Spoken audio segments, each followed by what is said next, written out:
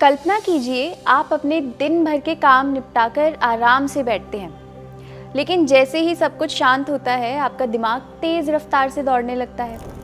अचानक आपको याद आता है बिजली का बिल भरना रह गया, फिर अगले ही पल अरे उस दोस्त को कॉल करना था, और फिर अगर अगले हफ्ते की प्रेजेंटेशन खराब हो गई तो दिन भर तो आप व्यस्त रहते ही हैं, लेकिन रात होते ही दिमाग का शोर और बढ़ जाता है। क्या आपके साथ भी ऐसा होता है? अगर हाँ, तो आप अकेले नहीं हैं। चिंता धीरे धीरे हमारी जिंदगी का ऐसा हिस्सा बन जाती है कि हम इसे सामान्य मानने लगते हैं। लेकिन क्या सच में ऐसा होना चाहिए? और इससे छुटकारा पाने का क्या कोई तरीका है? क्यों हमारे बड़े बुजुर्ग कहते थे कि चिंता चिता के समान होती है? आइए आज इस पर एक विस्तृत चर्चा करते हैं।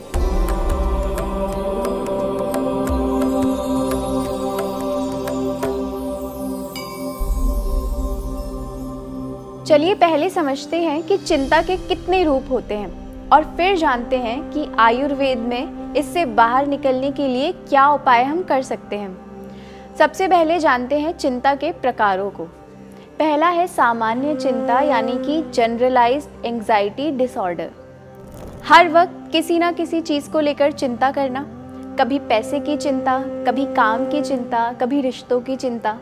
इस स्थिति में दिमाग हर समय किसी ना किसी समस्या के बारे में सोचता रहता है, जिससे थकान, सिरदर्द, चिड़चिड़ापन और नींद ना आने की दिक्कतें होती हैं। चिंता का एक और दूसरा प्रकार है जिसे सामाजिक चिंता कहा जाता है, यानी कि सोशल एंग्जाइटी डिसऑर्डर। अगर आपको भीड़ में बोलने से डर लगता है, नए लोगों से मिलने में असहज महसूस होता है, अगर ये सब लक्षण आपको होते हैं तो ये सामाजिक चिंता हो सकती है। इसमें व्यक्ति लोगों के सामने खुद को व्यक्त करने में डरता है और कई बार सामाजिक स्थितियों से बचने की कोशिश करता है। तीसरा और सबसे कॉमन है पैनिक अटैक, यानी कि पैनिक डिसऑर्डर। अचानक से दिल की धड़कनें तेज हो जाना, सांस फूलने लगना, ऐसा लगे कि अभी कुछ बहुत बुरा होने वाला है। इस स्थिति को पैनिक अटैक कहते हैं। ये स्थिति बहुत डरावनी हो सकती है और अक्सर बिना किसी स्पष्ट कारण के होती है। चौथा है फोबिया, किसी चीज़ का भय, किसी खास चीज़ से एक अजीबोगरीब तरह का डर लगना, जैसे ऊंचाई से, पानी से, अंधेरे से या किसी जानवर से डरना फोबिया कहलाता है। ये एक व्यक्ति का तर्कहीन डर होता है जो उसे बहुत परेशान कर सकता है। पांचवा है ऑब्सेसिव कंपल्सिव डिसऑर्डर, यानी कि OCD।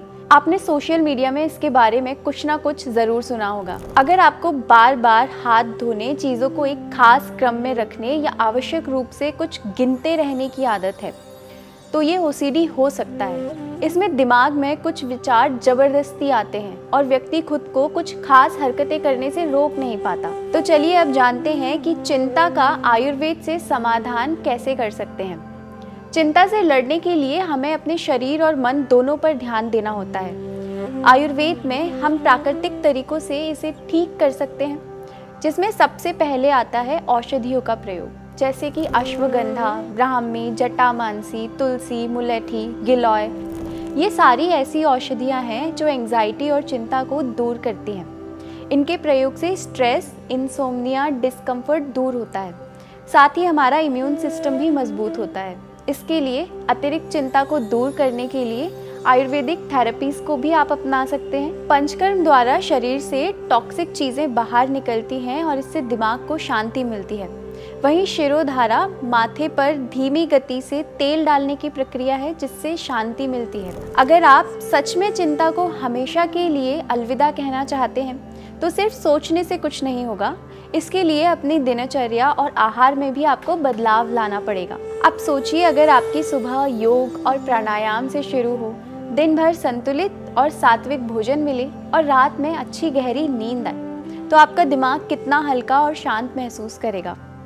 यकीन मानिए, ये छोटे छोटे बदलाव आपकी ज़िंदगी में बहुत बड़ा फ़र्क ला सकते हैं और आपको खुद महसूस होगा कि चिंता धीरे धीरे आपसे दूर भाग रही है। चिंता से बचना मुश्किल हो सकता है, लेकिन इसे सही तरीके से नियंत्रित करना तो हमारे हाथ में है।